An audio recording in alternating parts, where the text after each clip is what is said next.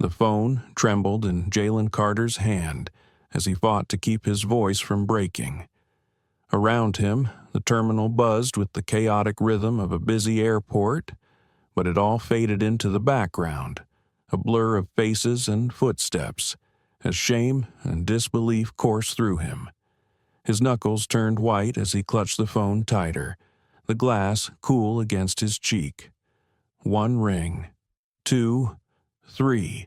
They kicked me off the flight, Dad, Jalen said at last, his voice cracking despite his best effort to hold it together. Like I didn't belong. Silence followed, thick and heavy. But then a voice answered, calm but carrying a weight that could shift mountains. "Which airline?" asked Leon Carter, quiet but razor-sharp. Jalen swallowed, the bitter irony not lost on him. "Jetstar Atlantic, Flight 3045 to Lakeview." There was another pause, longer this time. Jalen could practically see his father straightening in his chair, 60 miles away in the penthouse office that overlooked the expansive headquarters of the very airline that had just humiliated his son. "Stay put," Leon said, his voice turning to steel, the same voice that had built an empire in the skies. "I'm coming." Jalen ended the call and leaned back against the cold terminal wall, unaware that the next 24 hours would send tremors through Jetstar Atlantic, forcing a national reckoning on race, identity, and what it means to truly belong. But to understand how Jalen Carter ended up standing alone in Terminal B, his backpack hastily packed, the eyes of strangers still burning into his back, we have to rewind. 3 hours earlier, Jalen had arrived at Gate B-17, exactly 90 minutes before departure. It was what his father had always taught him. Being early is being professional, one of many principles that had helped turn Jetstar Atlantic from a struggling commuter line into the 5th largest airline in the country. Jalen had heard those lines all his life, though in recent years he had done everything he could to step out from under his father's towering legacy. That's why he chose Riverside College, a liberal arts school tucked in the heart of Lakeview, instead of following the family tradition at Eastbrook Business School. It's also why he was flying commercial today, rather than hitching a ride on the company jet. And it's why his ticket read Jalen Carter. No VIP status, no flags, no hint of who he really was. At the self-check kiosk, his fingers moved automatically. Seat 14A, window, just how he liked it. He traveled light, just a single backpack with his laptop, a worn, paperback copy of Notes of a Native Son by James Baldwin, a pair of headphones, and a change of clothes. It was still 3 weeks before sophomore year officially started, but Jalen had volunteered to help lead freshman orientation. He remembered how hard that first week had been for him, how lonely it felt being one of the only black students in a sea of unfamiliar faces. He wanted to be that familiar face now, for someone else. He found a seat near the gate, dropping into one of those hard plastic chairs. Around him, life unfolded in the usual airport rhythm. A young mom tried to hush a crying toddler, an elderly couple passed a newspaper between them, and a group of men in matching gray suits spoke in hushed tones about stock options and sales forecasts. Jalen opened his book, letting Baldwin's prose pull him in. He didn't even hear the first boarding call. "Attention passengers on Jetstar Atlantic Flight 3045 to Lakeview. We will now begin boarding with our Platinum Select members and travelers requiring special assistance." Jalen packed his things and got in line toward the back, Group 3. He glanced at a message from his roommate Tariq, asking about plans for the weekend. Group 3 now boarding through Lane 1, the gate agent called. Jalen stepped forward, boarding pass and ID in hand. The agent, a woman with auburn hair tied tightly back, scanned his pass. Her expression flickered, something unreadable, but she handed his ID back with a nod. "Enjoy your flight, Mr. Carter." "Thanks," Jalen replied, heading down the jet bridge. At the aircraft door, he was greeted by a flight attendant whose name tag read Karen. She looked to be in her early 50s, her blonde hair perfectly styled, her smile mechanical. "Welcome aboard," she said, stepping aside. Jalen nodded and continued toward his seat, unaware that this small interaction would set into motion everything that came next. Jalen made his way down the narrow aisle, carefully counting until he reached 14A. The aisle seat was already taken by a middle-aged white man whose broad frame spilled slightly over the armrest. The middle seat was empty, a small relief on what was clearly a full flight. "Excuse me," Jalen said politely. The man looked up from his phone, his expression unreadable, then stood without a word to let him through. Jalen slid into the window seat, tucked his backpack under the seat ahead, and buckled his belt. "Thanks," he offered. The man gave a curt nod, already immersed in his screen again. Jalen gazed out the window, watching as ground crew loaded luggage into the aircraft's belly. The dance of support vehicles, the hiss of air brakes, the distant engine whine. It had all once filled him with pride. His father had built this, had taken a struggling regional airline and shaped it into a national force. As a child, Jalen had loved visiting the headquarters, sitting in his father's chair, lining up model planes on the conference table, but that pride had grown complicated over time, mixed with his yearning to step out of his father's shadow and his growing awareness of what it meant to move through the world as a young black man. His thoughts were interrupted when a woman in her 60s took the middle seat beside him. Her silver hair was styled into a sharp bob, and she carried a paperback novel and a neck pillow. "Hello," she said brightly. "Looks like we're seatmates for the next couple of hours." Jalen smiled. "Looks that way." "Heading to Lakeview for business or pleasure?" she asked, settling in. "School," he replied. "I'm at Riverside College." "Oh, lovely," she said. "My niece graduated from there a few years ago. English Lit major. What are you studying?" "Political science, with a minor in African American studies." "Fascinating," she said. "I'm Judith, by the way." "Jalen," he said, extending a hand, which she shook warmly. Their conversation was interrupted as a harried-looking man filled the aisle seat across from them. He barely had time to sit before Karen, the flight attendant who had greeted Jalen at the door, approached their row. "Excuse me, sir," she said, addressing Jalen. "May I see your boarding pass again?" Jalen frowned but reached for his phone, pulling up the digital pass. "Is there a problem?" Karen gave the screen a quick glance, then looked back at Jalen. "I'll also need to see your ID, please." That familiar, tight feeling gripped Jalen's chest. The same one he'd felt too often, in high-end stores with watchful employees, at traffic stops where questions always went one layer deeper than necessary, in classrooms where his comments were over-scrutinized. He handed her his driver's license, noting the shifting glances from other passengers nearby. Karen scrutinized the ID, flipping it over, looking from the photo to his face and back again. Her next question hung in the air, heavy and sharp. "What's the purpose of your trip to Lakeview, Mr. Carter?" Jalen heard the subtext clearly, knew he was the only one being asked this question. "I'm a student at Riverside College," he replied, measured and calm despite the heat rising in his face. I'm heading back early for orientation." Judith stirred beside him.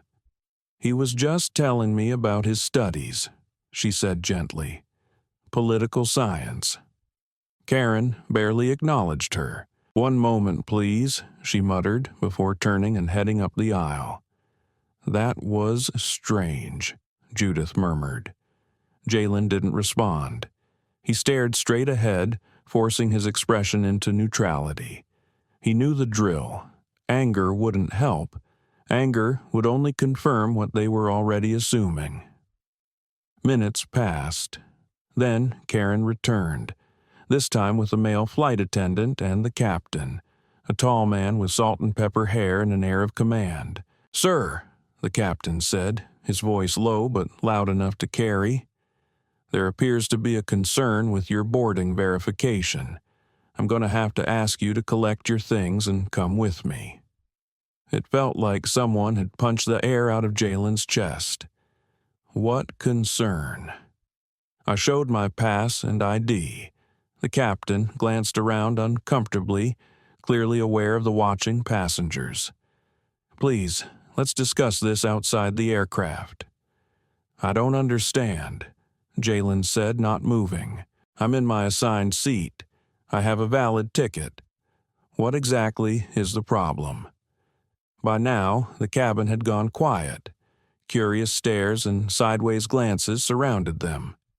Judith's voice trembled slightly as she spoke up again. "Excuse me, Captain. This young man has done absolutely nothing wrong. We were having a pleasant conversation about his university." The captain turned to her with diplomatic calm. "Ma'am, I understand your concern, but this is a security matter, and we must address it accordingly." Jalen clenched his jaw. "A security matter? Based on what?" "Sir," the captain continued, his tone shifting slightly, "I'm going to ask you one final time. Please collect your belongings and step off the aircraft, or I will be forced to call security." Jalen looked around. Faces were watching, some concerned, some pretending not to look, others just curious. In that moment, he had a choice: resist and risk escalation, or comply and hold on to his dignity. He took a breath. "I'll go," he said quietly, "but I want it noted. I'm being removed without cause." He reached for his backpack, careful not to make any sudden movements. Judith touched his arm gently. "This isn't right," she whispered. Jalen gave a slight nod of thanks as he stood, stepping past the man in the aisle seat who now avoided eye contact entirely. As he followed the captain up the aisle, the weight of silence followed him along with the sting of humiliation he had come to know far too well. In that moment, Jalen knew he had no good options. Resist, and the situation might spiral. Comply, and the injustice would go unchallenged. With a silent prayer for strength, he chose the latter. "I'll go," he said quietly, "but I want it on record. I'm being removed without cause." He reached for his backpack, moving deliberately. No sudden motions, no reason for anyone to escalate things further. As he passed Judith, she placed a gentle hand on his arm. "This isn't right," she whispered. Jalen gave a small nod, then stepped out into the aisle. The man beside him stared at his phone, pretending not to notice. Jalen made his way forward, eyes boring into his back, shame clinging to him like a second skin. At the aircraft door, 2 security officers waited. They didn't touch him, but they stayed close. Too close. Each step up the jetway felt heavier than the last. Back in the terminal, the captain turned to him. "Mr. Carter, one of our flight attendants raised a concern about the authenticity of your boarding documentation. At Jetstar Atlantic, we take all potential security issues seriously." Jalen met the man's gaze, holding back the frustration rising in his chest. "What specific concern?" he asked, forcing calm into his voice. The captain hesitated. There was a discrepancy that needed verification. What discrepancy? Jalen pressed. The captain exchanged a quick look with the security officers. You purchased your ticket yesterday, but you claimed to be returning to college. You were also carrying minimal luggage, for a student supposedly going back for the semester. Jalen blinked. So, because I packed light and bought a ticket late, you assumed, what?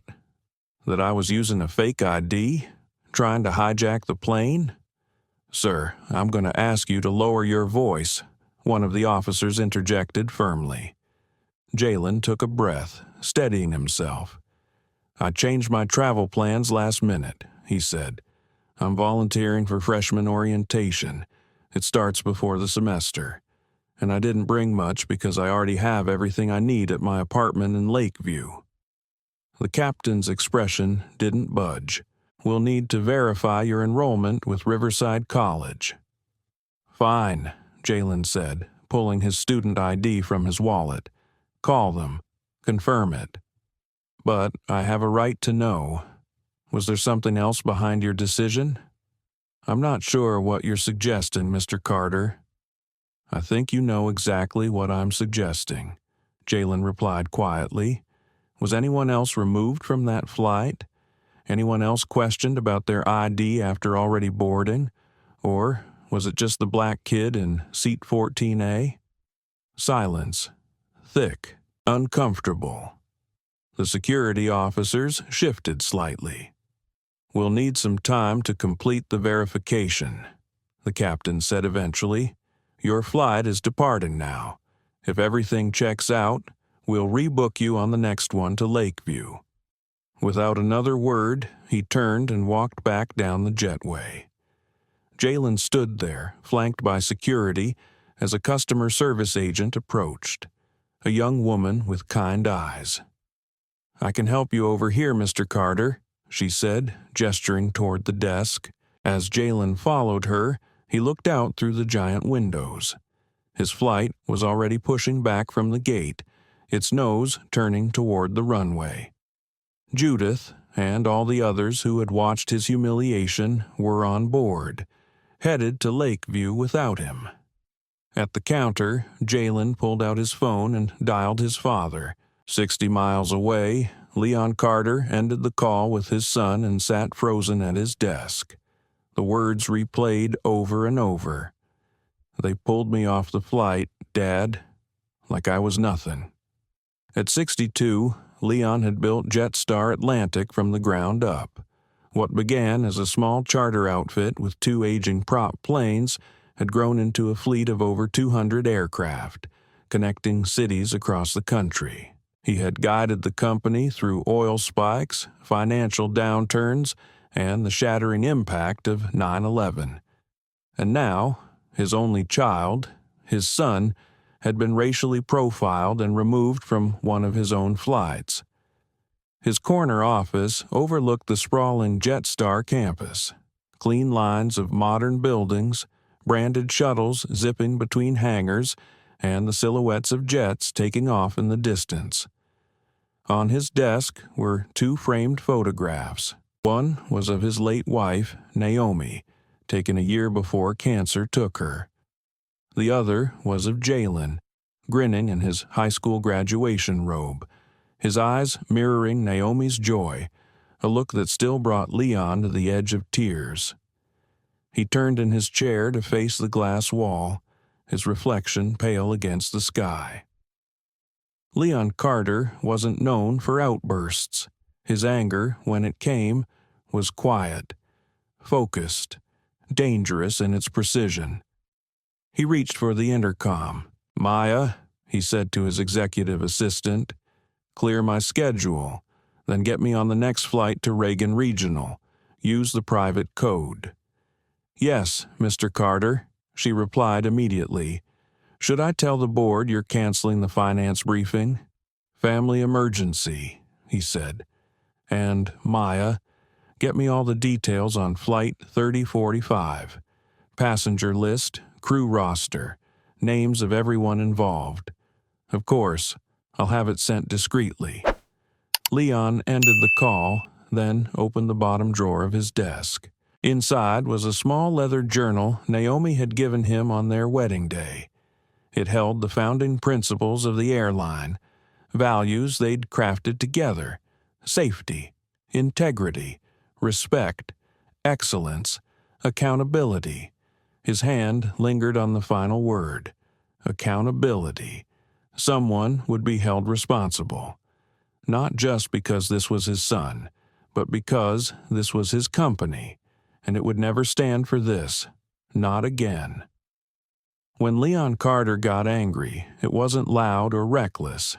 It was precise, icy, intentional, and more dangerous for it. He pressed the intercom on his desk.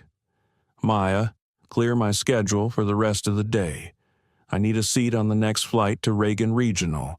Use my private credentials, not the executive override." "Yes, Mr. Carter," she replied immediately. "Should I tell the board why you're canceling the budget review meeting?" "Family emergency," he said. His voice gave nothing away. Maya hesitated. "Is everything all right with Jalen?" "No," Leon replied, "but it will be." He paused, then added, "Also, I need every detail you can get me on Flight 3045 to Lakeview. Passenger manifest, crew list, names of the captain and lead attendant, and Maya, quietly, no flags, no chatter. Understood. I'll have a car ready in 15. Leon ended the call, then opened a drawer in his desk. Inside was a small leather journal, its spine worn with age. A wedding gift from Naomi, back when Jetstar Atlantic was just an idea between two dreamers. He flipped to the first page.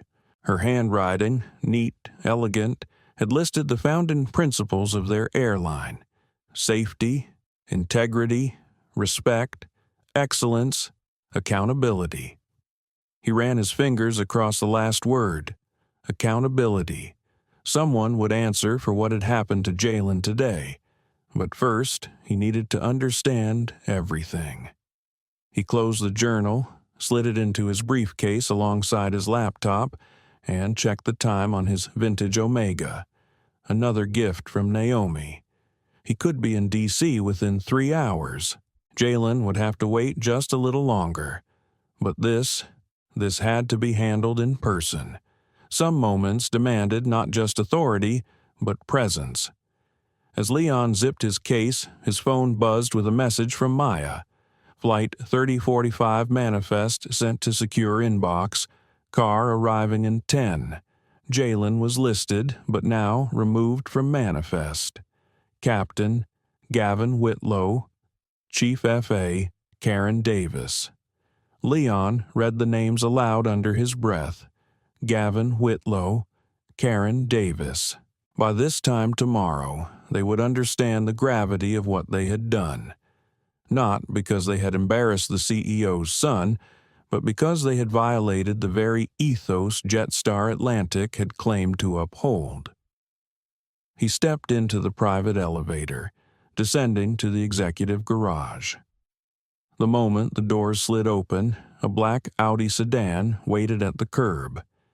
The driver, Wallace, a former Air Force pilot who'd worked with Leon for nearly a decade, stood at attention.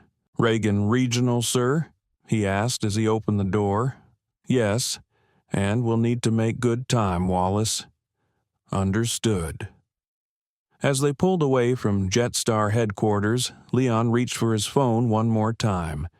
This call was personal and strategic. "Richard, I need you in D.C. tonight," Leon said when the other line picked up. "Of course," came the answer without hesitation. Richard Hale, the company's general counsel, and one of the only people Leon trusted without question. "Is this about the quarterly compliance review?" "No." "This is personal," Leon said, "but it could have corporate implications. I'll brief you when you arrive. Can you be there by 8? "I'll make it happen," Richard replied. "Where?" the townhouse in Capitol Hill, and Richard, come alone. Keep this just between us for now. Always, he promised. See you tonight. Leon ended the call and stared out the window as the skyline faded in the distance. Jetstar's glass towers, its gleaming hangars, the very legacy he'd spent his life building, it all seemed to shrink behind him. He thought again of Jalen, standing alone in that terminal, humiliated, angry, stripped of the dignity Leon had spent his whole life teaching him to protect. "Hold your head high, son," he had always said, "even when the world tries to make you lower it." Today, that dignity had been violated, and with the surge of a father's fierce love came something else. A quiet question he could no longer ignore. Had he done enough? Had he, in his endless pursuit of expansion, efficiency, and market share, neglected the deeper work? The uncomfortable work? Had Jetstar, his airline, become complicit in the very systems of bias and exclusion that he had once vowed to disrupt? Leon Carter had always been a builder, but now he would have to become something else, a reformer. Had he been too focused on expansion, on performance metrics and quarterly reports? As the black Audi glided toward the airport entrance, Leon Carter couldn't shake the thought. Had he failed to center the people in the company he built?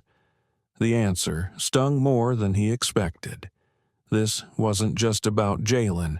It was about every employee, every passenger, every silent compromise that had chipped away at the foundation he and Naomi had laid.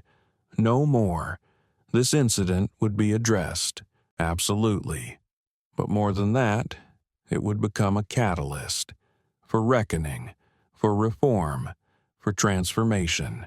Jetstar Atlantic would either live up to its values, or he would rebuild it from the inside out. Back at Reagan Regional Airport, Jalen sat in a stiff plastic chair at Gate B-17, watching as a new wave of travelers began to fill the space. After his call with his father, he had politely declined the customer service agent's offer to rebook him on the next available flight. He wanted to wait, see what his father planned, before making any decisions. The woman, a kind-eyed agent named Tanya, had been as empathetic as she could without knowing the full story.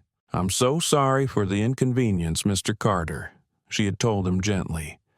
According to the system, there was a security verification issue. But it's been cleared now. We can get you on the 445 to Lakeview if that works for you. Jalen had looked her straight in the eye.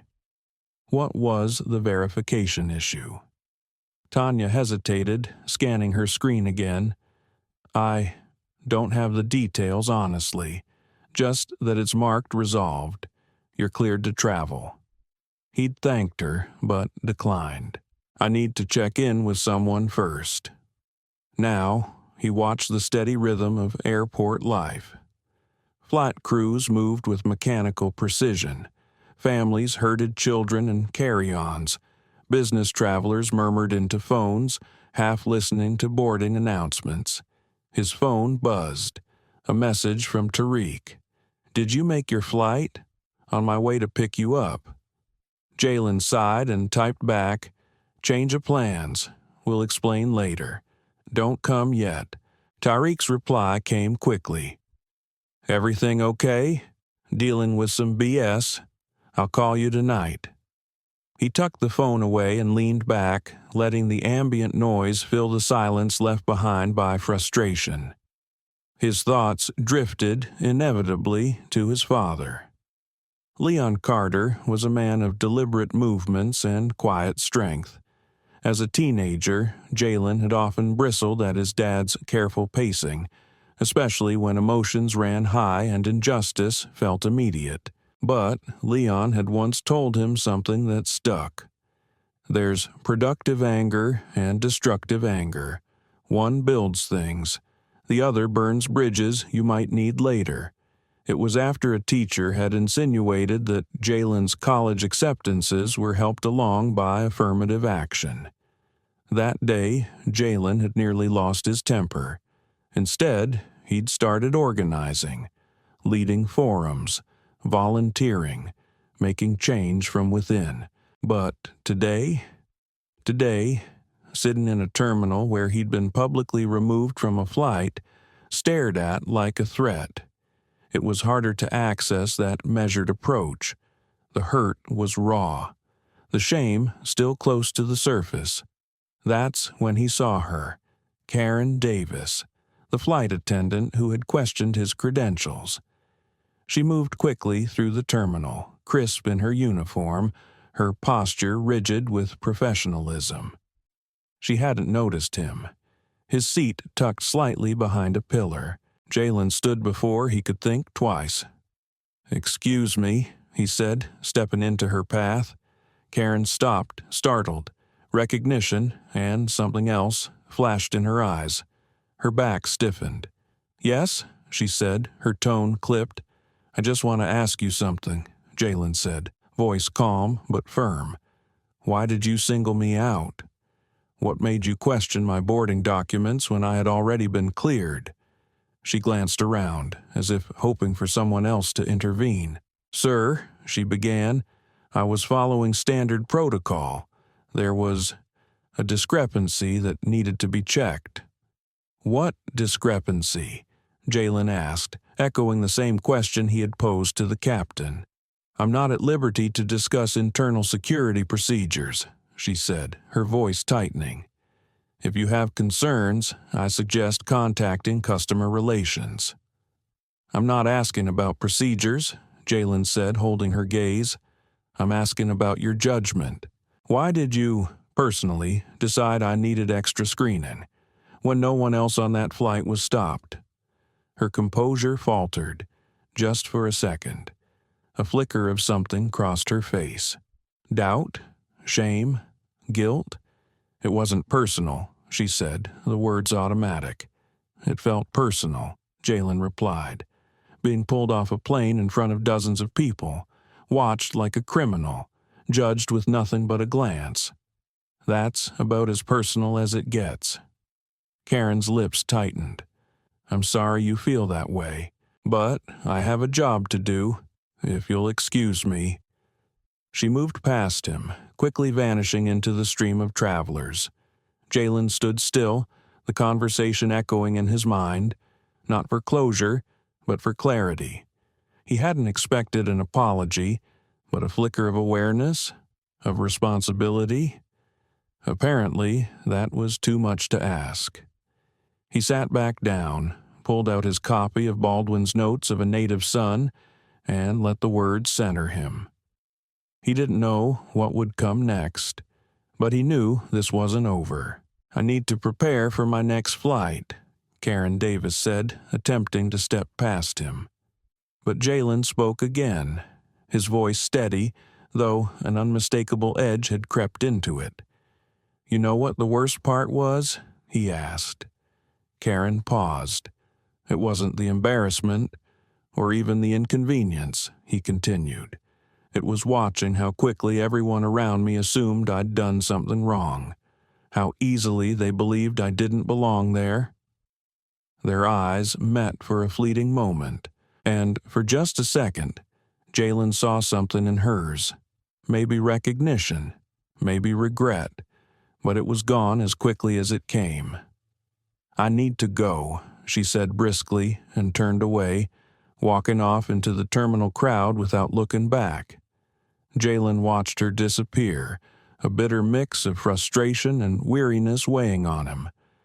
What had he been hoping for? An apology? An admission?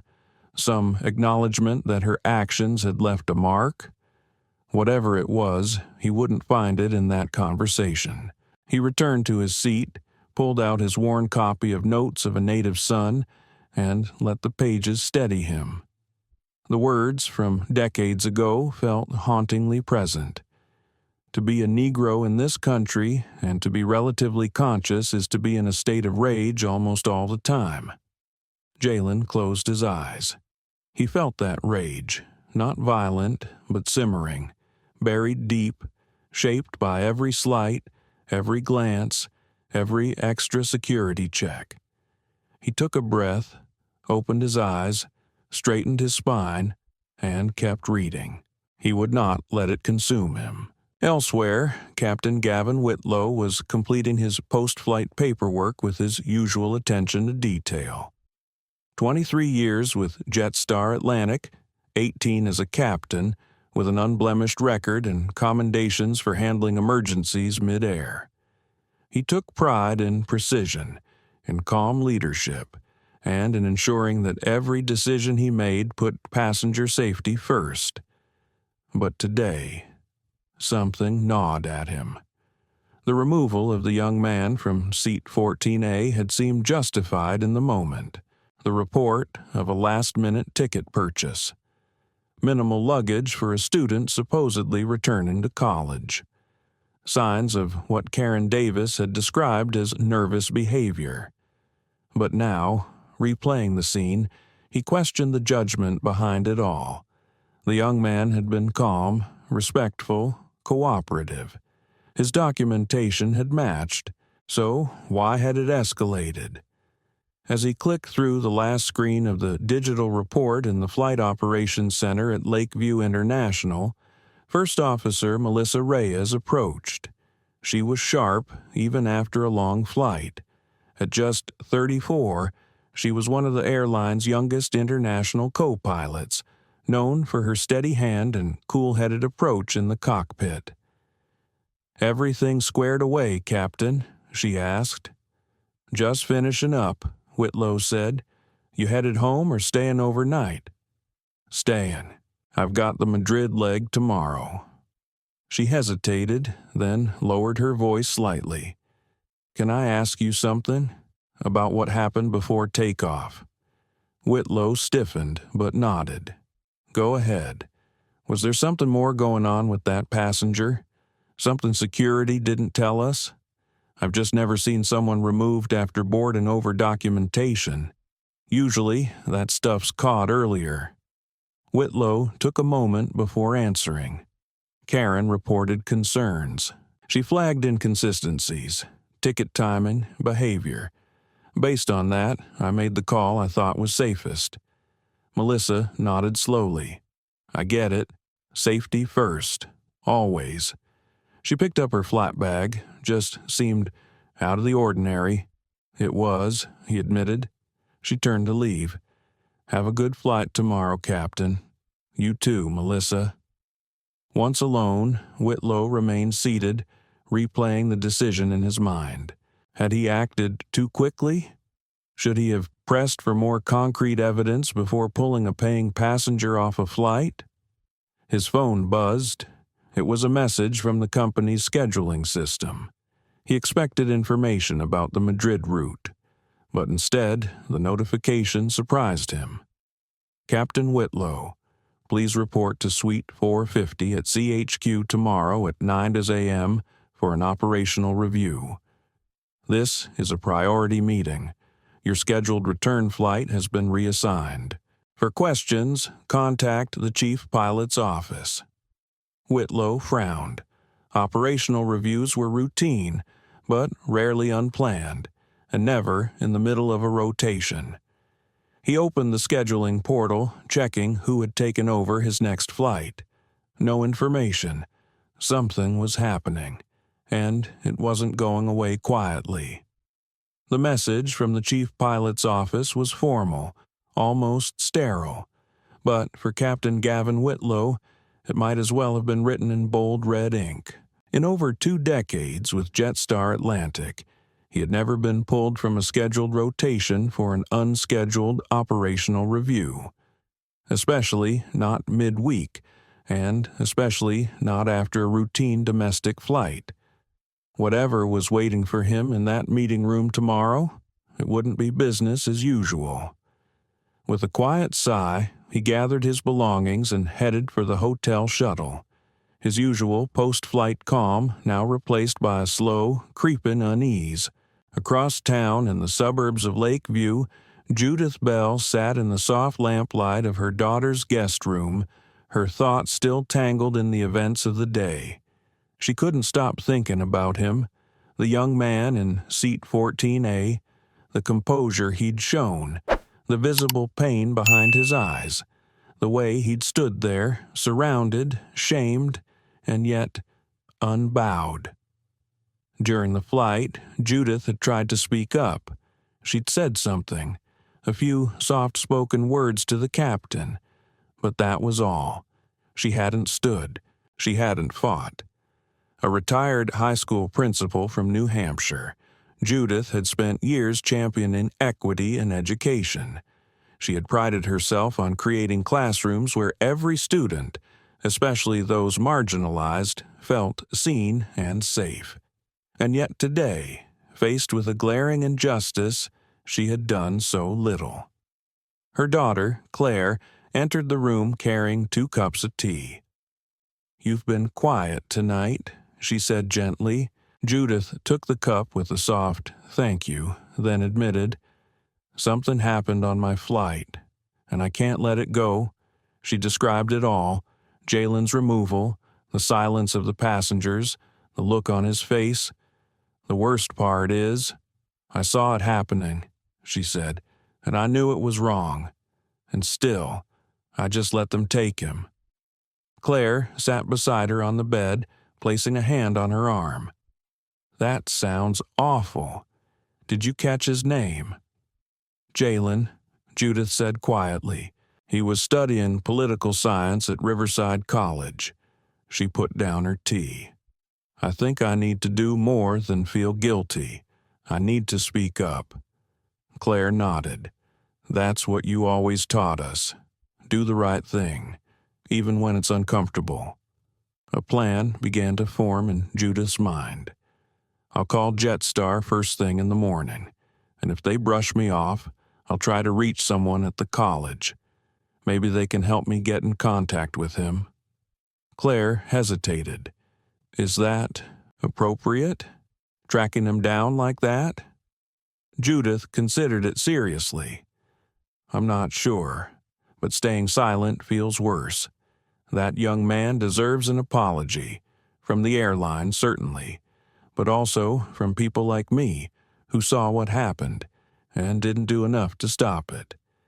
She reached for her phone, opened the Jetstar Atlantic app, and navigated to the feedback section. There, she began to type her account of the flight.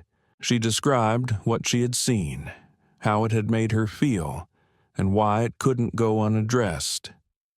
As her fingers moved across the screen, she made a silent promise to the young man named Jalen. "This time, I won't be a passive witness. This time, I'll speak. If you're watching this video right now, we'd love to hear from you. Where are you tuning in from? Drop your location in the comments below, and don't forget to subscribe for more powerful, real-life stories like this one. Your voice helps shine a light on the moments that matter most." Now, back to Jalen and his father as the truth continues to unfold. Jalen Carter arrived at Reagan Regional Airport just after 7 p.m., his company's private terminal ensuring a smooth, unbothered entry. The entire flight from Jetstar HQ had been spent reviewing documents: the crew list for Flight 3045, the passenger manifest, and what few official notes existed about the incident. The report from Captain Gavin Whitlow was maddening in its vagueness. Security concern regarding passenger documentation and behavior, but nothing specific. No incident logged. No irregularities detailed. It was the kind of corporate jargon Leon had seen hundreds of times, language crafted to imply risk while offering no actual substance. It was cover. As his private car approached the main terminal, Leon texted his son, "I'm here. Where are you?" The reply came instantly. "Gate B17, same one I was supposed to leave from." Leon adjusted his jacket and stepped into the bustling terminal. His stride was deliberate, his presence commanding, an older man who had long since mastered the art of silent authority. He was not just a father today. He was the founder of the airline that had humiliated his son, and someone was going to answer for it. He moved through the terminal with quiet authority, even in jeans and a polo shirt. Leon Carter didn't need a suit to command attention. There was something about the way he carried himself, shoulders square, eyes sharp, that made people instinctively step aside. He spotted Jalen before his son noticed him. Jalen sat near a large column, half hidden from view, a paperback in his hands. Leon felt a sudden ache in his chest. Jalen had Maya's eyes, his late wife's thoughtful gaze, especially when lost in a book. But the rest, his height, that quiet presence, that was all Leon. At just 19, Jalen carried himself with a kind of composed strength that couldn't be taught. Leon stepped forward. Jalen looked up, and in that instant, relief swept across his face. "Dad," he said, standing to embrace him. They hugged longer than usual, drawing strength from each other before pulling apart. "Are you okay?" Leon asked, studying his son's face closely. "I'm fine," Jalen replied, but the shadows under his eyes told a different story, just angry and tired. Leon nodded. He understood better than Jalen probably knew. "Let's go," he said. "We can talk at the house." As they moved toward the exit, Leon felt the stares. Some people paused. Others looked away. An older black man and his younger reflection walking side by side, both composed, both undeniably aware of the weight they carried. Leon wondered how many of these people had been on the earlier flight. How many had watched his son be escorted off in silence. Once in the back of the car, the tension in Jalen's shoulders eased slightly. Leon glanced over as they merged onto the freeway. "I spoke to Victor Chow," he said, referring to Jetstar Atlantic's longtime general counsel. "He's meeting us tonight at the townhouse." Jalen raised an eyebrow. "You called the company lawyer?" "This isn't just about what happened to you," Leon replied evenly. "This is about Jetstar, about what kind of company it is, and what kind of company it's going to be." He paused, choosing his next words carefully. "But, before anything else, I need to hear everything, from the beginning." And so, Jalen told him, 20 minutes passed as he detailed the check-in, the friendly conversation with the woman in the middle seat, the moment the flight attendant, Karen Davis, singled him out, the arrival of the captain, the walk of shame back up the jetway. The emotion in his voice stayed steady, but Leon noticed the tension in his jaw, the way he avoided eye contact at certain parts. When Jalen finished, Leon's jaw had tightened, his expression unreadable, but his silence spoke volumes. "She wouldn't even look me in the eye afterward," Jalen said. "She just acted like it was routine, like I should understand why I, not anyone else, deserved to be pulled aside." Leon was quiet for a long moment. "I'm proud of you," he said finally. "You handled yourself with more dignity than most adults I know." Jalen looked out the window. "What choice did I have? If I'd gotten angry, if I'd raised my voice, I'd just be the stereotype, the angry black kid they already thought I was." The bitterness in his voice pierced Leon. He had hoped, foolishly perhaps, that Jalen might somehow be spared some of what he himself had faced over the years. But it was a hope rooted in denial, not truth. "Your mom would be proud too," Leon said quietly. "She always said you had more grace under pressure than either of us." A flicker of a smile crossed Jalen's face at the mention of her. "I'm not feeling graceful right now," he admitted. I'm feeling like somebody needs to answer for this." "They will," Leon assured him. "But we have to be strategic." Jalen looked over. "What do you mean?" Leon took a deep breath. "For years, I tried to shield you from the worst parts of the corporate world. The politics, the posturing, the excuses. But you're not a kid anymore. And this isn't just about one flight." He turned in his seat to face his son more fully. "Jetstar Atlantic is a public company. There's a board, shareholders, a reputation to protect.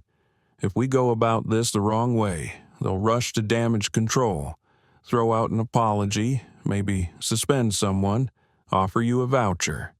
Then bury it. Business as usual." "Isn't that what always happens?" Jalen said, his voice tinged with resignation. "Company screws up, issues a statement, fires one person, then acts like they fixed it."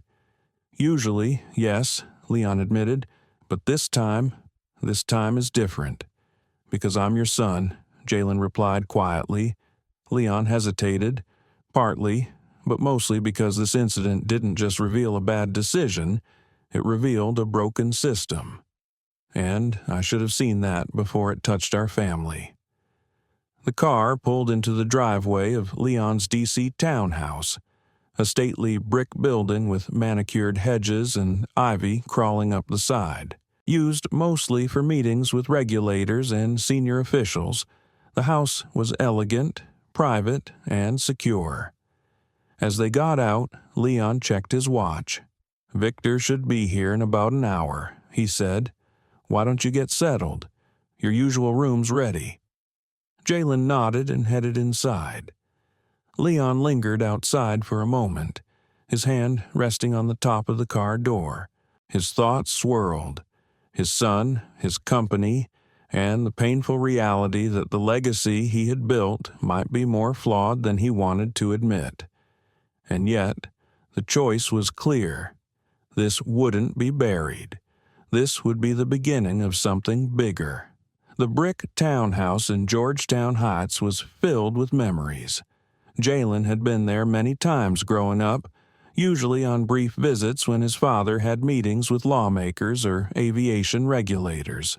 But he had never stayed more than a night or two. Never like this. As they stepped inside, Leon Carter checked his watch. "Victor should be here in about an hour," he said. "Go ahead and get settled. Your usual room's ready." Jalen nodded, slinging his backpack over one shoulder and heading upstairs. Leon remained behind, walking slowly toward the study. He poured himself a small glass of bourbon, his first drink that day, and sat heavily in the old leather chair behind his desk. Across from him, mounted above a mahogany bookcase, hung a framed photo of Jetstar Atlantic's original two aircraft. Leon and Maya, both decades younger, stood smiling between the planes on a sunlit tarmac. They looked invincible. She had been his partner in every sense, sharp with numbers, strategic in crisis, always reminding him of the human cost behind every spreadsheet. She had insisted, from the beginning, that Jetstar be different, more compassionate, more fair, more just. "What would you do, Maya?" he whispered to the photo. "How would you handle this?" The answer came to him almost instantly, not from the picture, but from memory, from the way Maya would have tilted her head, fixed him with that knowing gaze, and pushed him to act not just as a CEO, but as a man of principle. Leon reached for a phone number he hadn't used in over a decade. After 3 rings, a deep voice answered. "This is Daniel Monroe." "Daniel, it's Leon Carter." A beat, then, "Leon, it's been a long time." "Too long," Leon admitted, "but I need your help. Something important." Daniel Monroe had once served as Jetstar's head of human resources during its early rise. He'd been instrumental in shaping the company's hiring practices and culture, but he had left 10 years earlier after repeated clashes with the board, especially over diversity and employee equity. Since then, he'd built a reputation as one of the most respected consultants in corporate ethics and inclusion. "I'm listening," Daniel said. For the next 15 minutes, Leon told him everything. The incident with Jalen, the flight crew's vague justifications, the cultural rot he feared had taken hold beneath the polished image of Jetstar Atlantic. When he finished, Daniel was quiet for a long moment. "So," he said finally, "you don't just want to discipline a couple of staff members. You want to use this as a turning point." "Exactly," Leon replied. "If this can happen to my son, on my airline, then it's not about one bad decision. It's about a system that's broken." "You realize this will be massive," Daniel cautioned. "The kind of change you're talking about, it won't happen quietly or quickly." "I'm prepared for that," Leon said firmly. "Are you?" Daniel asked, his voice low but pointed. "Because once you go down this road, there's no going back. You'll be asking people to confront their unconscious biases, challenge their assumptions, change habits they don't even realize are harmful. That's not just uncomfortable, it's disruptive." Leon's response was calm, but laced with steel. "Let them be uncomfortable. Jetstar Atlantic is still my company. The board can advise, but the culture, that's mine to shape." Another pause, then Daniel asked, "And Jalen, what role does he want to play in this?" The question caught Leon slightly off guard. "I haven't asked him," he admitted. "You should," Daniel said gently. "He's the one who lived it. You may want to build something around this experience, but make sure he wants to be part of it. He just went through something traumatic. His voice needs to be part of the solution, not just the symbol of the problem." Leon nodded, even though Daniel couldn't see it. "You're right. I'll talk to him tonight." "Good," Daniel said. Then his voice softened. "Leon, it's not lost on me that it took something happening to your own son for you to call me." Leon winced, but he didn't argue. "I should have listened to you 10 years ago," he said quietly. "I see that now." "Well," Daniel said, his tone warming, "better late than never. Send me the details. I'll make time." When the call ended, Leon sat in reflective silence until the doorbell rang, announcing Victor Chow's arrival. As he rose to meet his friend and general counsel, he felt something settle within him. Not clarity exactly, but purpose. Tomorrow would bring difficult conversations, possibly conflict. But Leon Carter had never shied away from challenges, especially ones that truly mattered. Meanwhile, across the city, in a sleek high-rise overlooking the river, Karen Davis kicked off her low-heeled shoes and dropped onto the couch, her exhaustion bone deep. Her flight bag was placed neatly by the door, uniform jacket hung over a dining chair. After 22 years as a flight attendant, she was good at compartmentalizing, at separating the personal from the professional, at leaving the weight of a turbulent day on the other side of her front door. But today, that weight had followed her home. The boy in 14A, his face, his voice, his words at the gate afterward, cutting through her like wind on exposed skin. It wasn't the inconvenience. It was how quickly everyone assumed I didn't belong. Karen closed her eyes and let the words replay. At the time, her actions had felt reasonable. She'd seen last-minute tickets and light luggage as red flags. She had thought he looked uneasy. But now, sitting alone in her apartment, a glass of wine untouched on the side table, she began to wonder. Had she been wrong? Had she seen unease when there was simply composure? Had she seen risk when there was just a black teenager returning to school? Her phone buzzed. It was a message from Captain Gavin Whitlow. "Just a heads up. I've been pulled into an operational review tomorrow morning at HQ. Not sure what's happening, but I think it's about yesterday." Karen's stomach twisted. "Thanks for the warning," she texted back. "No word yet on my end. Keep an eye on your inbox. And Karen, just stick to the facts." She stared at the message for a long time, then opened her company-issued tablet and began typing up a personal account of the incident. Not for PR, not for defense, just for the record. Because something had shifted, and Karen Davis, whether she liked it or not, was part of whatever came next. The memory of their second encounter haunted Karen Davis well into the night. His words echoed again and again. It wasn't the embarrassment. It was how quickly everyone believed I didn't belong. She poured herself a glass of wine and stepped to the window of her 17th floor apartment. Below, the city lights of Riverport shimmered, indifferent to the questions twisting through her mind. Had she been wrong to single him out?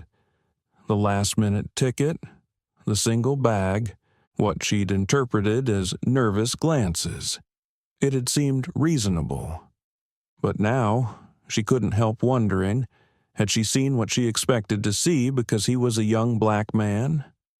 Her phone buzzed, breaking her thoughts. It was a message from her daughter, Megan, a senior at Eastview University in New York. "How was your day, Mom? Still good for Zoom dinner tomorrow?" Karen smiled automatically. Megan had an internship interview coming up and always looked forward to their weekly calls. She typed back, "Long day, definitely still on. Can't wait to hear about everything." She set the phone down and took a long sip of wine. She had raised Megan alone after her husband died suddenly 15 years ago, working double shifts and holidays to afford private school, music lessons, anything her daughter needed. She had always taught her to look beyond appearances, to be kind, to be fair.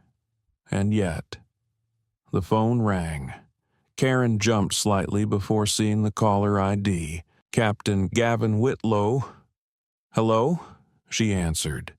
"Karen, it's Gavin. Sorry to call so late. It's fine. Everything okay?" A pause. "I've been pulled from my flight assignment for tomorrow," he said. "They want me in an operational review meeting first thing at headquarters." Karen felt a chill run through her. That's unusual. "Did they say why?" "No," he said, "but I think it's about yesterday, about the young man we removed." Karen's stomach turned. "But we followed protocol," she said quickly, more to convince herself than him. "You made the final call based on the details I reported." "I know," Gavin replied. "I just thought you should know. Have you heard anything?" Karen checked her email on the company tablet beside her. "Nothing yet. I'm still scheduled for the Riverport to Atlanta route tomorrow." "Keep an eye out," Gavin said, "and if they do call you in, stick to the facts. We flagged a concern. We acted on it. End of story." She nodded silently. "Thanks for the heads up." After they ended the call, Karen stared down at the tablet in her lap. She opened a blank document and began typing. Every observation, every step she had taken on that flight. She wanted it all recorded, just in case. But, as she wrote, the small voice inside her, one she had ignored for years, kept asking, "Would you have done the same thing if he were white?" No procedural explanation could drown it out now. She finished her report and emailed a copy to herself for safekeeping. Then she turned back to the window, watching the rhythmic blink of distant aircraft making their final approach. Tomorrow would come. and with it, questions she wasn't sure she was ready to face. Morning broke clear and crisp in Washington, D.C., golden light spilling over the stone buildings and tree-lined avenues. Inside the Georgetown Heights townhouse, 3 men sat around a large dining table cluttered with laptops and thick folders. Leon Carter looked sharp in a tailored charcoal suit, scanning a document that Victor Chow, his legal counsel, had prepared. Across from him, Victor reviewed notes from the previous night's strategic session. To Leon's left sat Jalen, focused but silent, his tablet closed in front of him. The 9 a.m. meeting with Captain Whitlow and Ms. Davis is confirmed, Victor said, checking his calendar. They know it's a review of the incident. They don't know you'll be in the room. Good, Leon said. I want their raw, unfiltered reactions. Jalen finally spoke, his voice steady. What exactly are you hoping for today, Dad? An apology? An admission? Are they going to be fired? The question lingered for a beat before Leon responded. I'm looking for understanding, he said. I want to find out whether this was a one-time error in judgment or a sign of something deeper, something systemic. Jalen studied him. And what about me? Am I just there to be the example, the face of what went wrong? Or do I have a voice? Leon met his gaze. You have whatever voice you want. If you want to sit back and observe, fine. If you want to speak up, ask questions, challenge them, also fine. This isn't just about corporate response. It's your story, too. Jalen nodded, tension visible in the way he tapped his fingers softly against the table. He wasn't used to being in boardrooms or strategic meetings, but this wasn't just about business anymore. It was about dignity, about being seen and being heard. I want to be heard, Jalen said, not just as your son, as a person, as someone who went through something no traveler should ever experience. Leon gave a solemn nod. You will be. Then he turned to Victor. Can we make sure the meeting room is set up for recording? I want everything documented. Already handled, Victor confirmed. The tech team tested the system this morning. Also, here are the personnel files you requested. He slid 2 folders across the table. Gavin Whitlow, 23 years with Jetstar Atlantic. Clean record, highly respected. No past complaints of this nature. And Karen Davis, 22-year flight attendant. Also, no formal incidents or reports. What about the male attendant? Jalen asked. The one who came with the captain to remove me? Victor checked his tablet. Jay Patel. He's been with the company for 8 years.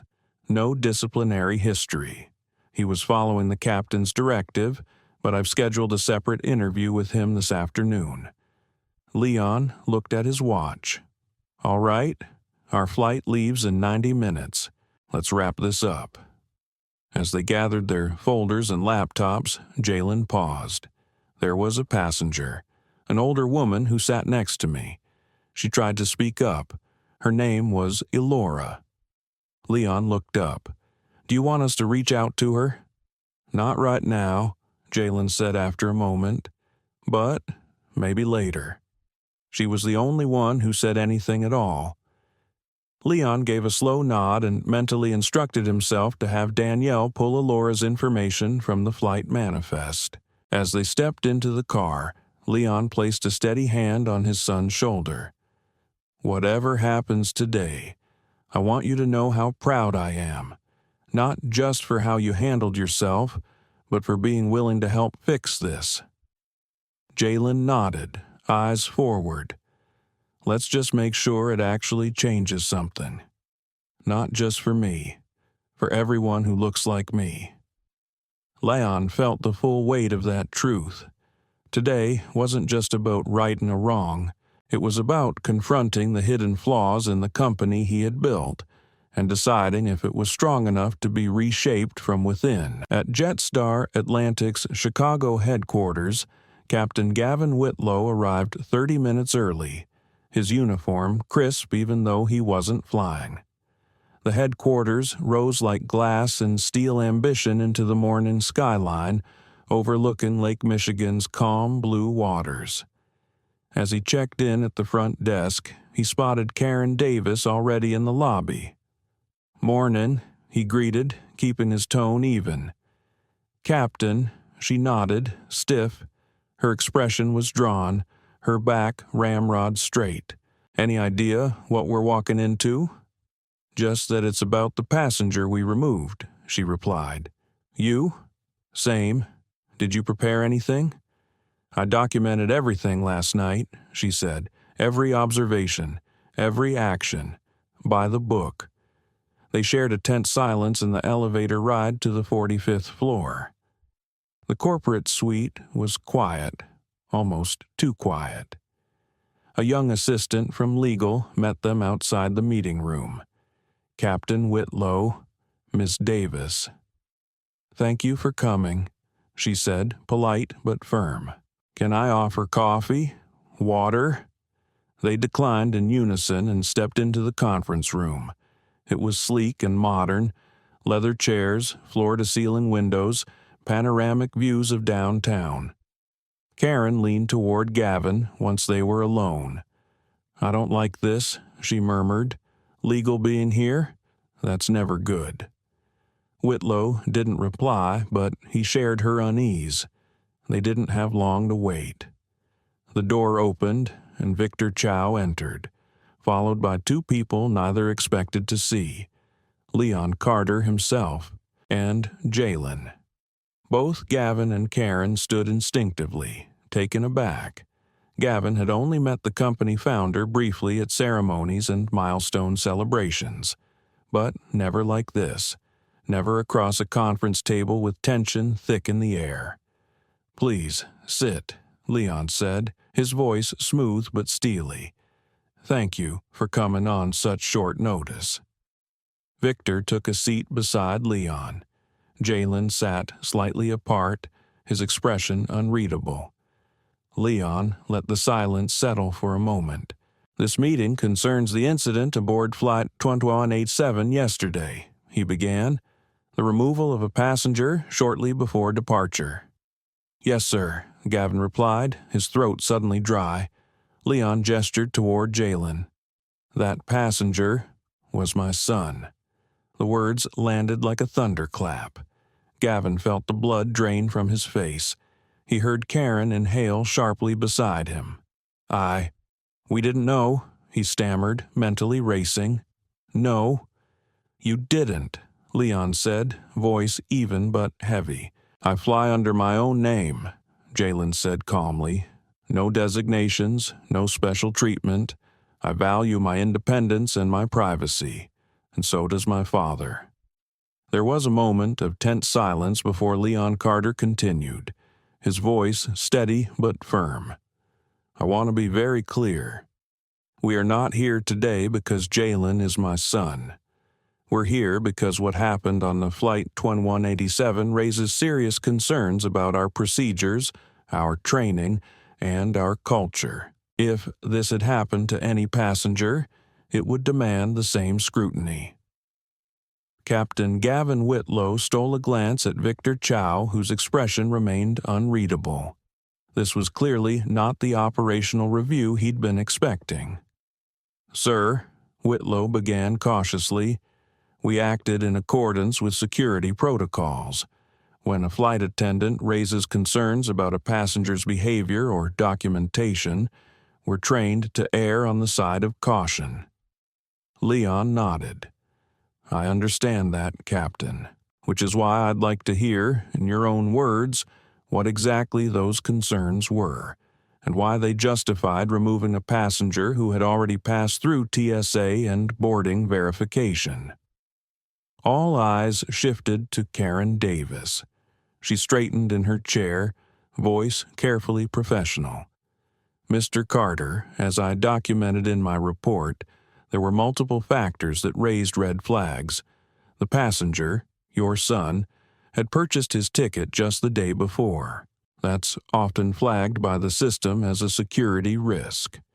He also had minimal luggage for someone claiming to be returning to school, and I observed what I interpreted as nervous behavior during boarding.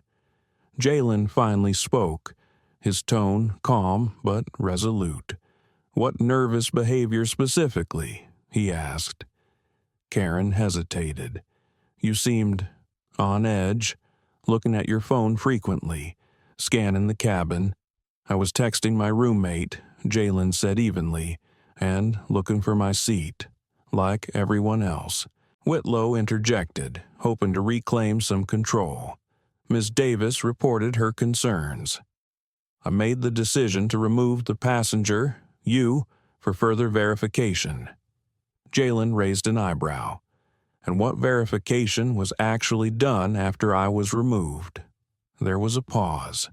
Finally, Whitlow answered, "We requested confirmation of your enrollment at Brighton University." "Was that verification ever completed?" Leon asked, his tone still composed but growing colder. Whitlow and Davis exchanged a glance. "I'm not sure," Whitlow admitted. "Once a passenger is removed, follow-up usually goes through security and customer service." "So, you made a judgment call that disrupted someone's travel, damaged their dignity, and you never followed up to confirm if the suspicion was valid?" Leon asked, each word like a blade. Whitlow shifted. "We had a departure window to maintain," he said, but even he could hear how hollow the excuse sounded. Leon turned to Jalen. "Is there anything you'd like to add?" Jalen's eyes moved slowly from Karen to Gavin. "Yes," he said. "I want to know if either of you have even considered the possibility that your judgment, your interpretation of my actions, was influenced by the fact that I'm a young black man." The question cut through the room like a razor. Gavin looked away. Karen flushed. "I treat all passengers the same," Karen said quickly, almost defensively. "This wasn't about race." "Wasn't it?" Jalen asked, his voice sharper now. "How many white passengers bought tickets last minute yesterday? How many had just a backpack? How many did you flag? Did you stop any of them?" Karen had no answer. Whitlow stepped in. "Mr. Carter, Jalen, I can assure you that Jetstar Atlantic has firm anti-discrimination policies. Our decisions are based on behavior, not appearance." "And yet," Leon said quietly, "the result was that my son endured what many would call textbook racial profiling. Maybe it wasn't your intent. But the impact? That's undeniable." Victor Chow finally spoke for the first time. "Captain Whitlow, Ms. Davis, please understand, this isn't a disciplinary meeting. Not yet. We're here to understand what happened and to determine whether deeper issues within our culture allowed it to happen." Leon nodded and leaned forward, his voice low but loaded. "What happens next depends on your willingness to reflect, honestly, on whether unconscious bias played a role in your actions. I'm not accusing you. I'm asking you to consider it. To treating everyone equally," Leon Carter said, his voice calm but unmistakably firm. "Unconscious bias may have influenced your perceptions and decisions yesterday. I'm asking you to be open to examining that bias, not as an accusation or admission of wrongdoing, but as a necessary step to ensure that what happened to Jalen never happens to another passenger on a Jetstar Atlantic flight." The room fell silent. Captain Gavin Whitlow stared down at the table, his fingers laced tightly in front of him. Then, in a voice much quieter than before, he said, "Mr. Carter, I've been a pilot for more than 25 years. Safety and fairness have always been my highest priorities."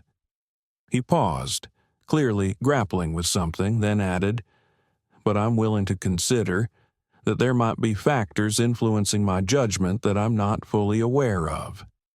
It was small, but coming from a man like Whitlow, it was significant.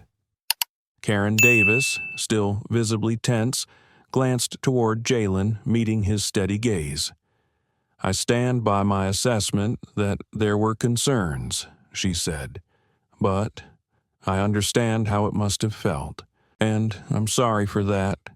Not a full acknowledgement, but it was something." A door cracked open. Leon nodded. "Thank you both. This conversation is just the beginning." He leaned forward slightly, placing both palms on the table.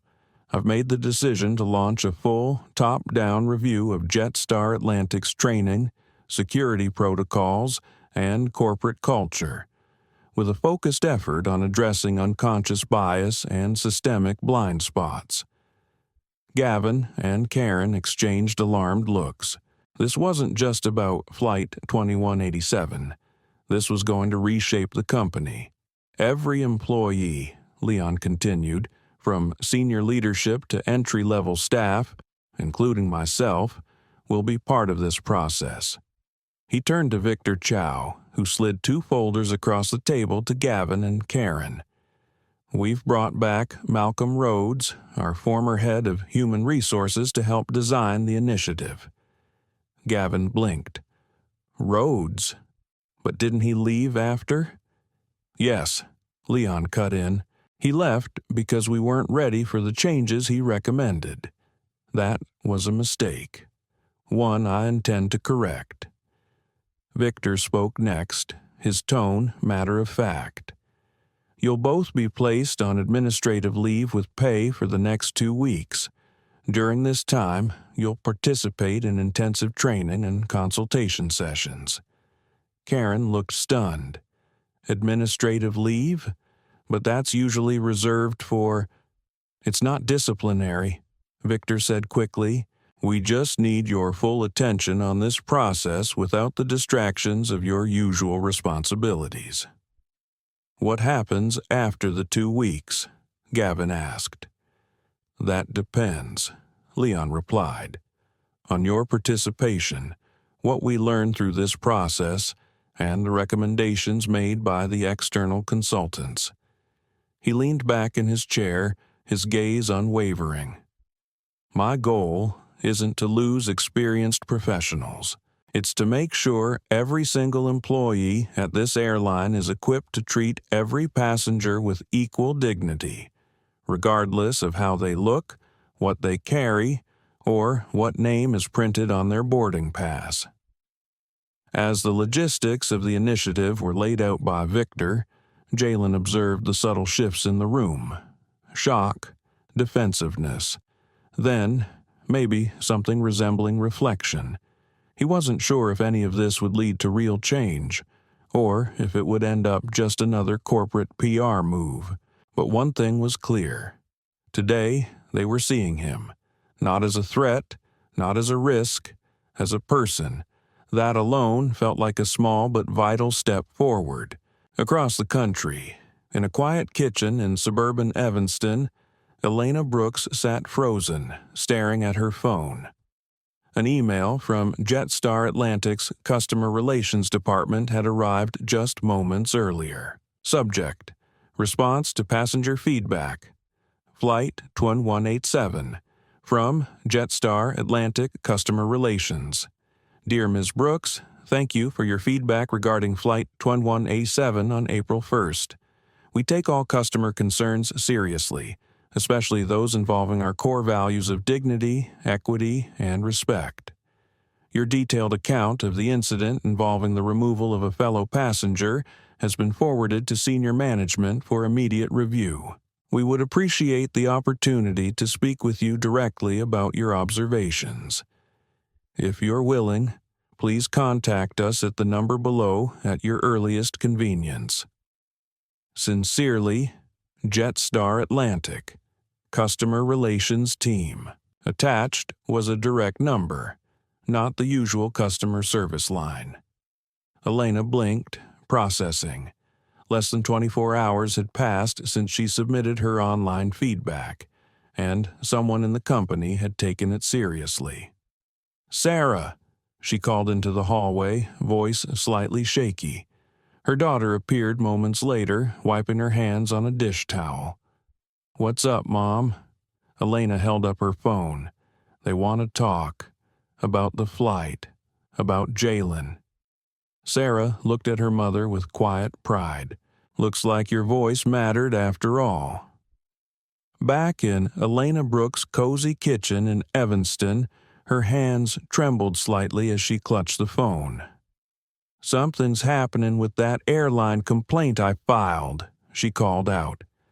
Sarah walked in from the living room, where she'd been working on her laptop, and peered over her mother's shoulder to read the email. Wow, that was fast. "Are you going to call them?" "Absolutely," Elena replied, already dialing the number. Her heart pounded as the line connected. A calm, professional voice answered. "Hello, this is Diana, executive assistant to Leon Carter." Elena blinked. I'm sorry, did you say Leon Carter?" "Yes, ma'am. Mr. Carter is the founder and CEO of Jetstar Atlantic.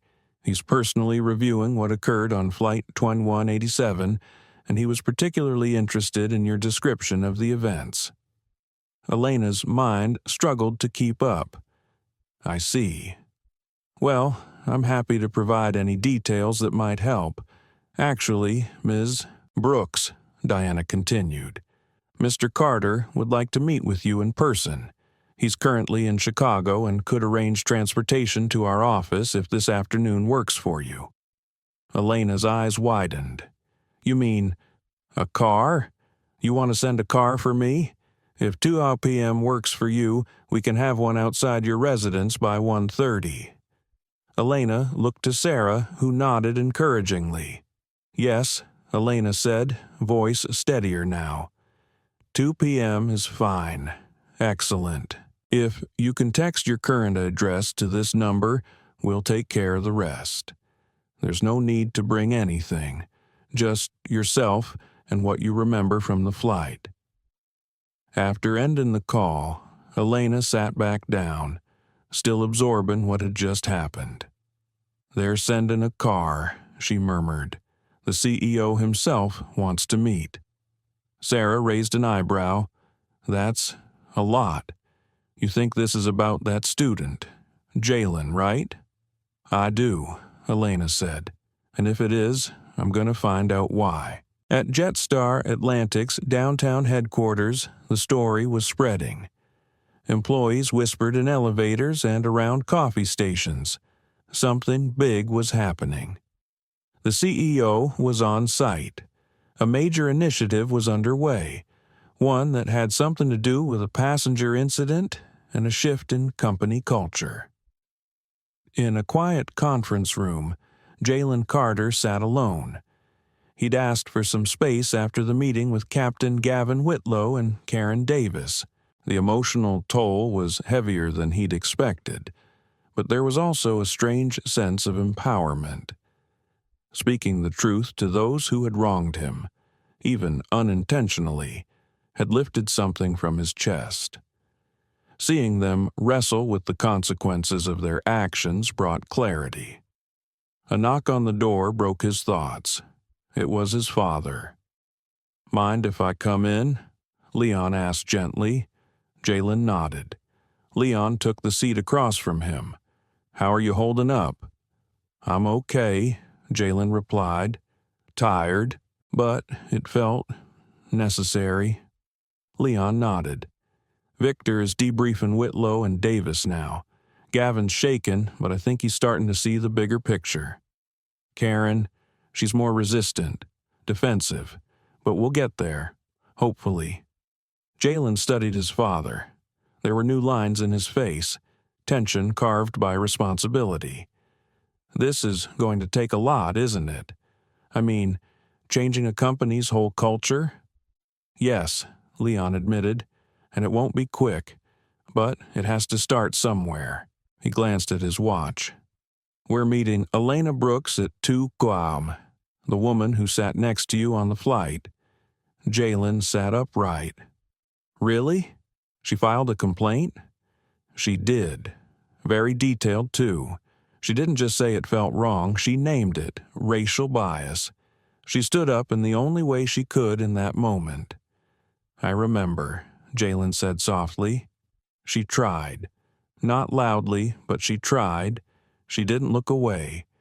Would you like to be there when we meet her?" Jalen hesitated for a moment, then nodded. "Yes, I'd like to thank her." Leon smiled and then paused, more serious now. "There's something else I'd like to talk about. Your role in this." Jalen looked puzzled. "What do you mean?" "Malcolm Rhodes is arriving tomorrow to start building the framework for our new training and equity programs. He suggested, and I agree, that we appoint someone to lead this initiative. Someone with the authority and credibility to make sure it doesn't lose momentum. You're thinking, me? Only if you want to," Leon said carefully. "You're still in school. I'd never ask you to derail your education for this. But I've seen how you handled yourself these last 2 days, with thoughtfulness, clarity, and strength. You have a voice people are ready to listen to." Jalen was silent. He hadn't expected this. Not today, maybe not ever, but something inside him stirred, a sense that this could be bigger than him, bigger than what happened on one plane, bigger than just one apology or one review. This could be a real chance to change something, for good. "What kind of position are you imagining?" Jalen asked, genuinely curious. Leon Carter leaned forward slightly, something along the lines of Director of Equity and Inclusion Initiatives. "You'd report directly to me. It would begin as a part-time role, so you could continue your studies at Westlake, and if you were interested, it could transition into a full-time role after graduation." Jalen blinked. It was an extraordinary offer, a chance to shape meaningful change within a national airline. "But I'm not sure I'm qualified," he admitted. "I'm a sophomore, Dad. I don't have a degree in organizational behavior. I haven't run a department. There are people who've dedicated their whole careers to this work." "You wouldn't be doing it alone," Leon said. "You'd work alongside Malcolm Rhodes and a team of consultants. And your academic background matters. Your studies in political science and African American history give you context. But more than that, Jalen, you've lived it. You know what it feels like to be singled out, to be suspected simply because of how you look. That insight is powerful." Jalen leaned back in his chair. Doubt and possibility wrestled within him. "But wouldn't people just think I got handed a job because I'm your son?" Leon gave a small smile. "Some might, at first, but I believe that once they work with you, once they hear your ideas and see your commitment, they'll change their minds." His tone shifted, growing more serious. "Think about what you could do with this opportunity, Jalen. No pressure. But imagine what you could accomplish if you had both the platform and the power to make a difference." Before Jalen could respond, there was a soft knock at the door. Diana stepped in. "Ms. Brooks has arrived. She's waiting in the main conference room." Leon rose. "Thank you, Diana." He turned to Jalen. "You ready?" Jalen stood. "Yeah, I am. Let's go thank the only person who tried to stand up when it counted." Elena Brooks had never set foot in corporate offices quite like these. The glass-walled expanse of Jetstar Atlantic's Chicago headquarters soared above the city skyline, far from the modest brick school buildings where she'd spent her career as a principal. She sat in a spacious conference room overlooking Lake Michigan, offered coffee by a kind assistant, and waited, still unsure why her complaint had led to this level of attention. She had simply written what she'd seen. What she had felt was wrong. The door opened. 2 men entered, one older, tall, impeccably dressed in a tailored suit. The other, young, familiar. "Jalen," she exclaimed, standing. "Hello, Miss Brooks," he replied, offering a warm smile. "It's good to see you again, under better circumstances." The older man stepped forward.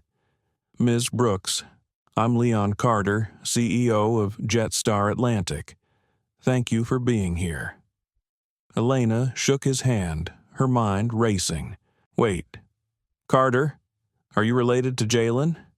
"I'm his father," Jalen said calmly. Elena's eyes widened as the pieces fell into place. "That explains quite a bit." Leon nodded. "Yes, though I want to make one thing very clear. Our response to what happened on that flight isn't only because Jalen is my son. What occurred reveals serious issues in our procedures and culture, issues that would warrant action no matter who the passenger was." "I'm just grateful you filed that report," Jalen added. "It means a lot that someone said something." Elena flushed, slightly embarrassed. "I wish I had done more. On the plane, I knew what was happening, but all I did was mumble a few words. I've been thinking about it ever since." "You did more than anyone else," Jalen said gently. "Most people just looked away."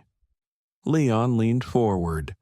"Ms. Brooks, your perspective as a witness is incredibly important to us. Would you be willing to recount what you saw? Why you felt the situation was inappropriate?" Elena nodded and spoke with clarity and conviction. She described how she and Jalen had been talking about school, how calm and composed he had been, how the flight attendant's demeanor changed when addressing him, how the situation escalated until, without justification, Jalen was asked to leave the aircraft. There was no legitimate security concern, she said, voice firm. He was polite, respectful, clearly a student. The entire thing felt like it came down to one thing: the color of his skin. Leon listened intently, occasionally jotting down notes. "And the other passengers?" he asked. "What was their reaction?" Elena sighed. Mostly silence. Some whispered that it seemed overblown, but most just looked relieved once he was gone, like they'd been given permission to move on. Jalen looked away for a moment, jaw tight. He had suspected that. Hearing it spoken aloud still hurt. "You did the right thing by coming forward," Leon said. "I know it couldn't have been easy." "I couldn't stay silent," Elena replied. "Not again. I've spent my life teaching students to stand up when it matters. I had to follow my own lesson." There was a quiet moment of mutual understanding in the room. Jalen smiled, genuinely moved. "Thank you for seeing me, for standing up, even a little. That mattered more than you know." "It was that collective sigh of relief," Elena Brooks said softly, "that bothered me the most. As if removing the black kid somehow made everyone else safer, like the flight could finally take off in peace." Jalen Carter nodded, understanding exactly what she meant. He'd felt that reaction before, at school, in stores, in classrooms, the way people's fear settled once he was no longer in the picture. "Ms. Brooks." Leon Carter's voice was respectful, firm. "We're developing a full-scale review of our employee training programs. That includes flight crew procedures, security protocol, and, most importantly, our approach to unconscious bias. Would you be willing to share a formal statement for use in our internal education materials?" "Absolutely," Elena replied. "Anything I can do to help make sure something like this doesn't happen again." Leon detailed the broader initiative. A team of outside consultants, department-wide training, and a thorough audit of their current cultural practices. Elena raised her eyebrows slightly.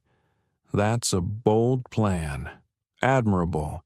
I've seen too many companies just issue a press release and try to ride it out. Well, Jalen said, glancing toward his father, most companies don't have someone at the top who's directly impacted. Leon nodded, the gravity of that statement not lost on him. True, but this exposed some things I should have been watching for long before it touched my own family. For nearly an hour, the three of them explored real, specific actions that could drive change. Clearer escalation protocols, built-in accountability for bias-driven decisions, consistent support for staff undergoing training, and stronger protections for passengers subject to questioning. As the meeting drew to a close, Elena turned to Jalen. "Remind me, what are you studying again?" "Political science, with a minor in African American studies," he replied. Her eyes lit up. "That's exactly the kind of preparation we need in places like this." Leon gave her a knowing look. "Funny you say that. We've been talking about Jalen possibly taking on a new position, helping lead this initiative internally." Elena's smile widened. "And he thinks he's not qualified? Jalen hesitated. "I don't know. I'm still a student. I haven't managed a team or run diversity audits or anything like that." Elena tilted her head, her tone warm but resolute. "Young man, you already have the most valuable qualification there is. Lived experience. Combined with education, that gives you a lens many leaders don't have. Don't underestimate that." Jalen seemed genuinely surprised by the strength of her affirmation. "You think I could actually do this? Create change inside a company this big?" "I spent 40 years in education," Elena said, folding her hands. "And I'll tell you, systems can change. It's slow, it's hard, but the right voice in the right role can shift everything. And I believe you're that voice." As she rose to leave, Leon had one final question. "Miss Brooks, what made you send in that complaint in the first place? Most people just move on. Maybe they whisper their disapproval, but you wrote something detailed and powerful." Elena paused to reflect. "I've dedicated my life to building schools where every kid had a chance, no matter who they were or where they came from. And I've seen the damage bias does when it goes unchecked. What I witnessed on that flight was everything I've worked against. I couldn't not speak up." She hesitated before adding, more quietly, "And maybe I filed that report because I didn't do enough in the moment. I let it happen. That was my way of trying to make it right." Leon nodded solemnly. "Well, your voice helped start something important here. Thank you." Diana appeared at the door to escort Elena out, and Jalen and Leon remained seated in thoughtful silence. "She's remarkable," Leon said, watching her leave. "She is," Jalen agreed, "the kind of ally who doesn't just talk about justice, but actually shows up for it." There was a pause. Then Jalen added, "I've been thinking more about your offer." Leon turned to face him, carefully keeping his expression neutral. "I want to try," Jalen said simply. "Not full-time, not yet. I still have to finish school. But if you're serious about giving me a real position, with actual authority and not just a ceremonial title, I want in." Leon felt a quiet pride welling in his chest. "I'm serious, Jalen. This will be a real position, with resources, a team, and my full support." Jalen nodded, the weight of the moment settling over them. "Then let's do it," he said. "Let's build a jet star that's different. That's better. Let's make it so what happened to me can't happen to anyone else." The words lingered between them. Father and son, CEO and future executive, united not just by blood, but by purpose. It wasn't the end of something. It was the beginning. Leon Carter stood near the back of the large conference hall, his eyes fixed on the stage where his son, Jalen Carter, now stood beneath a screen glowing with the logo of the New Horizons Forward initiative. The design, an open sky framed by rising sun rays, carried 5 bold words below it: safety, integrity, respect, excellence, accountability. It was the culmination of 3 intense months of work, and for the first time since that day in the airport terminal, Leon felt something rare and precious: certainty.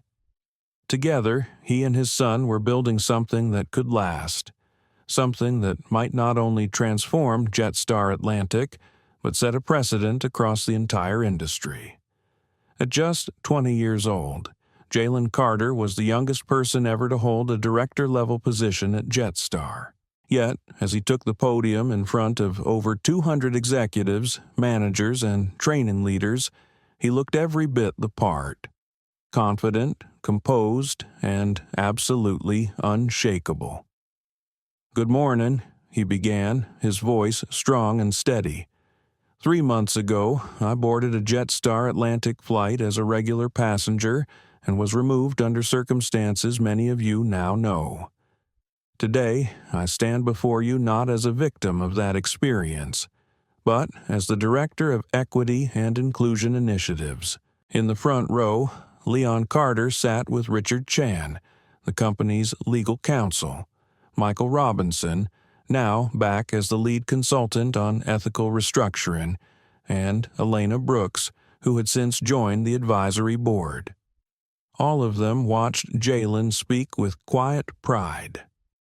The easier path, Jalen continued, would have been to reprimand the crew involved and move on. Many companies would have done just that. But under my father's leadership, Jetstar chose a harder path, a better one that asked why this happened and how we prevent it from ever happening again.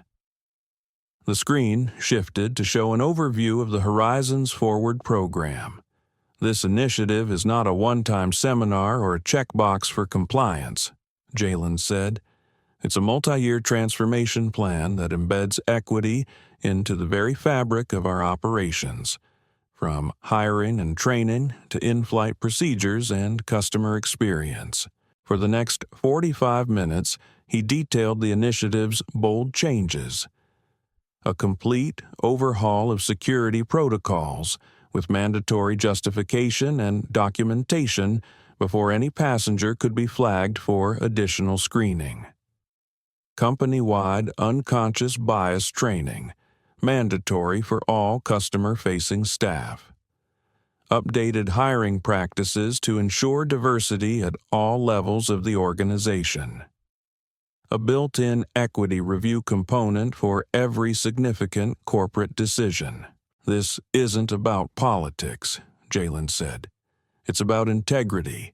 It's about who we say we are as a company, and whether we live up to that every time someone boards one of our planes. From her seat, Elena Brooks gave a small nod, remembering the long discussions she and Jalen had shared, debating language, fine-tuning training scenarios, making sure real stories like his would reach every employee, not just leadership. At 72, she had found herself stepping into a new chapter, lending decades of experience in education equity to help reform an airline's culture. She hadn't expected it, but she knew it mattered. I also want to acknowledge 2 people whose actions set this change in motion, Jalen said, his tone softening. Captain Robert Whitaker and Flight Attendant Hannah Davies are here today. Over the past 3 months, they have engaged in intensive training and reflection. They've helped us reimagine our policies and shown a willingness to grow, even when the process has been uncomfortable. Near the back, Captain Whitaker and Hannah sat side by side. Their faces bore the complexity of people still learning, part discomfort, part humility, and part determination. "They've agreed to serve as consultants during this launch phase," Jalen added, "and now Captain Whitaker will join me to walk through our new verification protocols." As Captain Whitaker approached the stage, there was a brief but powerful exchange of eye contact between him and Jalen. It wasn't warm, but it was real. Mutual recognition, growth, accountability. They would never be close. Too much had happened. But they would work together now with shared purpose. Leon Carter caught that look and allowed himself a quiet exhale of satisfaction. These months had not been easy. Some board members resisted. Some executives called the initiative an overcorrection. But they were here. The room was full, and the man on stage was his son, not just surviving a moment of humiliation, but turning it into something powerful. Organizational insights had poured in over the past 3 months, but at the heart of Jetstar Atlantic's transformation was one steady force: Jalen Carter. Balancing his new role as Director of Equity and Inclusion Initiatives with his ongoing studies at Westlake University, Jalen brought fresh perspective and calm conviction to deeply entrenched issues. As he and Captain Robert Whitaker stood side by side presenting the restructured security protocols, now rooted in objective criteria, oversight, and accountability, Leon Carter watched from the audience, reflecting on how far they'd come. This crisis had not only catalyzed structural change at Jetstar, it had transformed the very nature of his relationship with his son.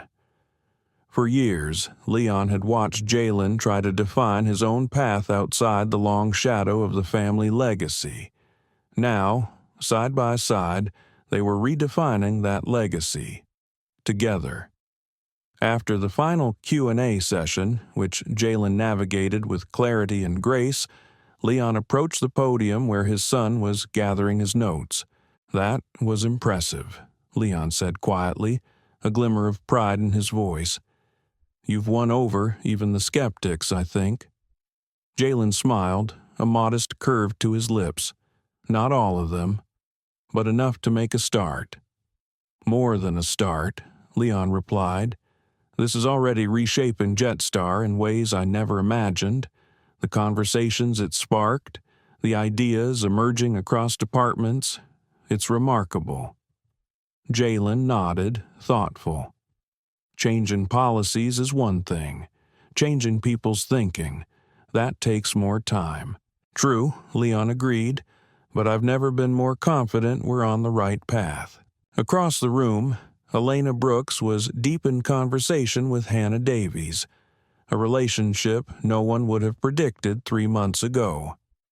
Their connection had grown during the planning stages of Horizons Forward, as they wrestled with uncomfortable truths. "It's still hard," Hannah was admitting, her voice low but honest. "Questioning instincts I've never thought twice about. Realizing how I might have hurt someone, even when I believed I was doing the right thing." Elena nodded kindly. "Growth is always uncomfortable. But it's the willingness to face that discomfort that sets people apart. You've shown real strength, Hannah." Hannah exhaled slowly, the weight of the past few months evident in her posture. But in her eyes there was also something new: resolve. As attendees began filing out, Jalen was approached by a young flight attendant he hadn't met before. "Mr. Carter," she said, extending her hand, "I just wanted to thank you. What you're doing, it matters. I've faced some of the same biases you've talked about, though, from the other side of the uniform. It means a lot to see the company taking it seriously."